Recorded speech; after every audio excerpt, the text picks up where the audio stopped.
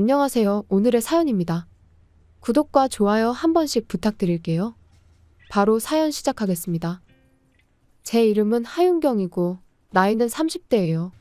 연상의 남편과 7살 된 아들 상혁이와 함께 살고 있어요. 제 유일한 취미라고 할 수 있는 건 요리입니다. 아르바이트도 요리를 할 수 있다는 점 때문에 도시락 가게를 선택했어요. 아르바이트는 일주일에 4일. 일을 하면서도 기성품 반찬은 거의 사용하지 않고 매일 정성껏 요리를 만드는 것이 즐겁습니다. 아들의 간식도 기본적으로 손수 만든 걸 주는데 아들이 맛있게 먹어요. 가끔 아들이 데리고 온 친구들에게도 직접 만든 간식을 내주는데 나중에 아들 친구 엄마들이 레시피를 물어볼 정도로 간식 평판이 좋아요. 다만 요즘 남편의 반응이 아쉬워요. 예전에는 제가 만든 음식에 대해 칭찬을 아끼지 않았는데 요즘은 무관심하거든요. 아무리 정성스럽게 요리를 만들어도 관심을 보이지 않아요. 남편이 제가 귀찮아진 건 아닌지 걱정스러운 나날을 보내고 있었어요. 남편이 아무리 제 요리에 관심을 보이지 않는다고 해도 요리에 대한 열정은 식지 않아요. 아들이 아직 어려 너무 매운 음식은 만들지 못하지만 아들이 먹을 수 있는 한도 내에서 맛있는 카레를 만드는 게 요즘의 제 낙이에요. 아들은 다행히 맛있다며 잘 먹어주네요. 그리고 제 카레 소식을 들은 시어머니가 집에 들르셨어요. 솔직히 시어머니와 사이가 좋은 편은 아니에요.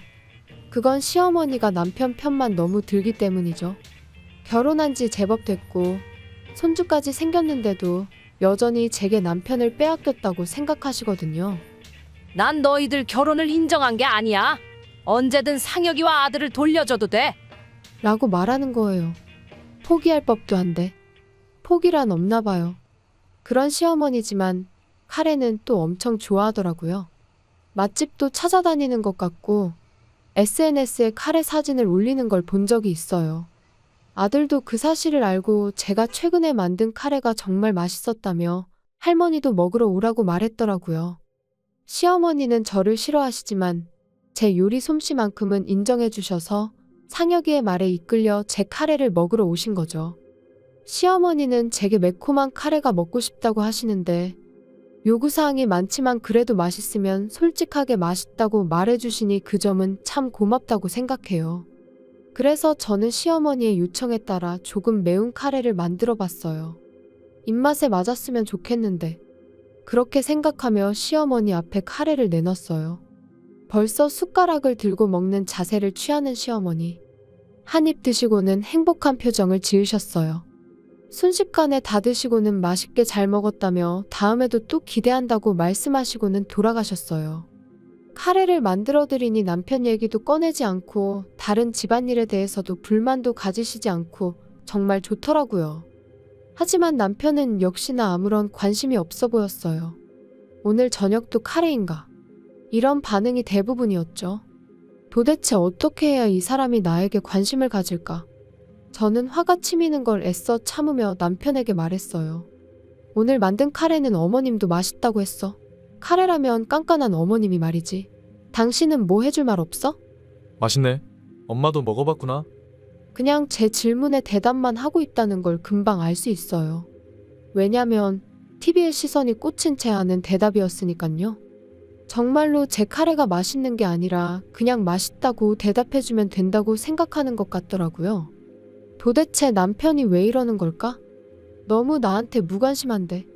어쩔 수 없이 저는 시어머니에게 상담해보기로 했어요. 어떤 이유라도 알 수 있을지. 시어머니에게 남편 입맛에 맞게 좋아하는 카레를 해줘도 반응도 없고 저에게도 관심이 없는 것 같다고 말했는데 시어머니는 아들이 카레를 엄청 좋아하긴 하는데 자기가 만든 카레가 먹고 싶어서 그런 거 아니냐고 하시더라고요. 저는 예기치 않는 방향으로 이야기가 흘러가는 것 같아서 몇 마디만 이야기를 나눈 후 대화를 멈추었어요. 어쨌든 남편이 카레를 좋아하는 건 확실한데 제게 무슨 감정이 있을지도 모르겠다는 생각이 들더라고요. 저는 그런 답답한 나날을 보내고 있었어요. 그러던 어느 날입니다. 평소라면 부엌에 전혀 들어가지 않던 남편이 밤늦게 부엌에서 분주하게 움직이고 있는 거예요. 저는 처음엔 도둑인 줄 알았어요. 저는 혹시나 싶어 한 손에 효자손을 들고 부엌에 갔더니 거기에는 남편이 서 있었어요. 너무 화들짝 놀래서 남편에게 거기서 뭐하고 있냐고 물었어요. 남편은 카레 좀 만들려고 부엌에 있다고 하더라고요. 이 늦은 시간에 갑자기? 그리고 카레를 왜? 너무 이상했어요. 그리고는 자기는 카레밖에 만들 줄 몰라서 깜짝 놀래켜 주려고 했다고 하더라고요. 지금까지 카레를 만드는 걸 한 번도 본 적이 없는데 더군다나 이것밖에 만들 줄 모른다고. 그럼 총각 때 만들어 본 건가? 저는 어쨌든 시간이 늦었으니 내일 다 같이 먹자고 말하고 남편을 부엌에서 나가도록 했어요. 하지만 중요한 걸 남편은 깜빡 잊고 있었어요. 오늘 시어머니가 집에 주무시고 간다는 사실을 말이에요. 그리고 이후 시어머니가 엄청난 일을 저지르는데 사실 시어머니는 저와 남편의 대화를 전부 듣고 계셨어요. 그래서 남편이 말한 카레밖에 못 만든다고 말한 것도 들으셨던 거죠. 시어머니는 남편 말에 착각해서 남편이 우리 집에서 종종 카레를 만들어주는 줄로 오해하게 된 거예요. 더군다나 남편은 시어머니를 위해 카레를 만든 적이 없는데 저는 남편이 해준 카레를 먹어본 적이 있는 거로 받아들인 거죠. 시어머니는 제게 엄청난 질투를 느끼게 됐고 분노에 휩싸였나 봐요. 결국 해선 안 될 행동을 하시게 되는데 남편이 만들다만 카레를 몰래 부엌에서 먹어본 거예요. 딱히 특별할 게 없는 밀키트를 데운 수준이었는데 그래도 시어머니는 맛있었나 봐요. 그래서 몰래 한 입 먹어보려다 몇 번 더 맛을 본 거죠. 시어머니가 맛보기 시작한 지 얼마 지나지 않아 부엌에서 쿵 하는 큰 소리가 났어요. 남편은 황급히 부엌으로 달려갔고 시어머니를 발견했어요. 그리고는 시어머니를 흔들며 혹시 카레를 먹었냐며 따지는데 카레를 먹으면 안 된다는 걸 알고 있는 것 같은 표정이었어요. 어쨌든 입에 개거품을 물고 있는 시어머니를 위해 서둘러 구급차를 불렀어요. 그리고 경찰도 함께 불렀어요. 남편에게 이것저것 물어보고 싶은 것이 많았지만 제 물음에는 대답하지 않을 것 같았기 때문이죠. 같은 시각에 도착한 구급차와 경찰차.